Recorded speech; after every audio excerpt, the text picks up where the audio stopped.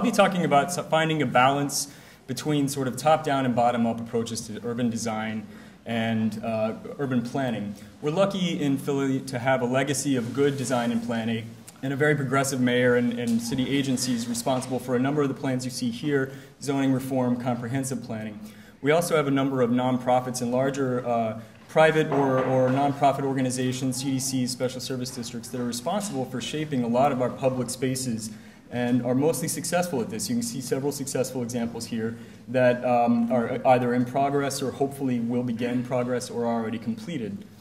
And on the other end of the spectrum, we have an increasingly well-organized populace. A lot of civic groups are increasingly professionalized, well-educated, and very well-organized, capable of producing their own neighborhood plans, often with the aid of the Community Design Collaborative. And so you have folks who are really willing to start to improve their own neighborhoods and are increasingly able to do that. Philly has also shown a lot of prowess in terms of sort of long-range, very high levels of coordination for bigger projects like the Parkway or North Broad or the Delaware Riverfront. These sorts of signature projects have shown that we have a lot of capability in doing this sort of thing, and this is just one very large example. On the other end of that spectrum, we have sort of the participatory democracy of street art, and we have very high levels of that.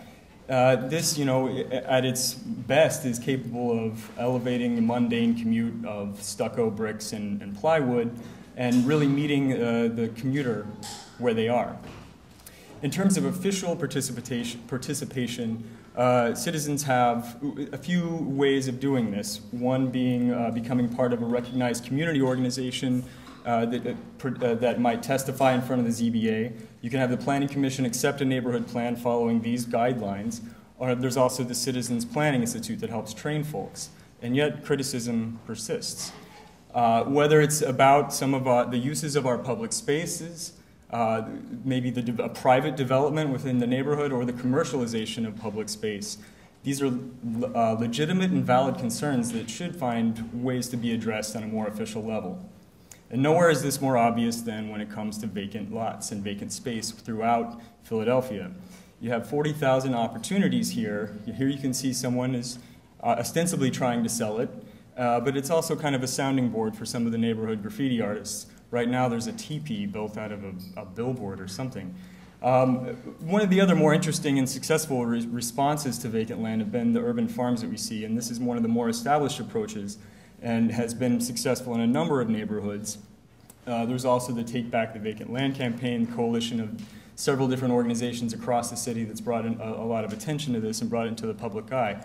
But perhaps nothing more has gotten more publicity than this incident in Point Breeze. If you're not familiar, a vacant lot at 20th and Annan, or was it 18th, someone paid $20,000 to improve a vacant lot, and the city asked them to return it. This is sort of a cartoonish example that really just points out a lot of deficiencies and doesn't solve anything. We've learned nothing from it.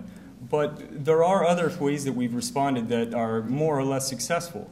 Here, this sort of planner's mecca, or sort of a dreamscape of multicultural, multi-generational gathering here in the parklet, well, it was made possible by the coordination of 4 different city agencies and the parking authority and a well-funded budget. Whereas this, a father teaching his young daughter to play chess in a vacant lot made entirely of reclaimed materials, this is, equally as much of a dreamscape. The only thing missing is a pregnant mother or someone nursing, but I wouldn't be a creep enough to take that picture. But we have to remember that these are not necessarily solutions in and of themselves. This sort of architectural ephemera, the pop-ups, these sort of things are not going to draw foot traffic in and of themselves. This parklet on Lancaster was, I wouldn't call it a failure, but it was not very successful.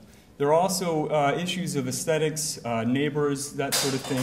When it comes to community gatherings like this one, you have neighbors who live next door, and if you are using this more intensively, there is more of a chance for conflict than people who are not part of the group that originally planned it. So there are still issues to be worked out on that front as well.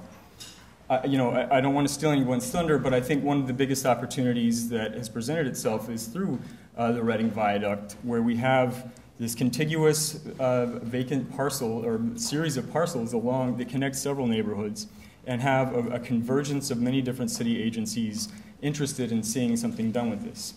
But again, it needs to be approached with a dose of reality, remembering that it may not be a draw in and of itself, but it has a way of linking assets that can become an asset in itself. It's not going to happen overnight, and we are still in an area where it needs to see more development, more interest coming in. So to recap, we have an increasingly educated, well-mobilized and organized populace who is willing to do something and able and wanting to do something to improve their own neighborhoods, and just need a little bit of direction sometimes or an opportunity to do so. And then on the other end of the spectrum, we have sometimes very well capitalized or individuals, organizations who can leverage a lot of different resources through government, nonprofits, CDCs, that sort of thing, and are capable of reshaping entire swaths of the city with a single blow. So that's something that we have the power to do. And so what is next? I hope that it's something more like this. The Haas and Hahn project on Germantown that was more participatory, had a high level of coordination, involved and got some international attention, but also involved the neighbors, people on the street, community members in a way that was more meaningful than some of the other approaches we've seen. So in summary, I would just say we are getting there. We have good bones, as it were. We have two separate thrusts of very good urban planning and design sort of directions that we can go. Here's hoping that they fuse and sort of become one and are able to leverage each other for the better. All right, thank you.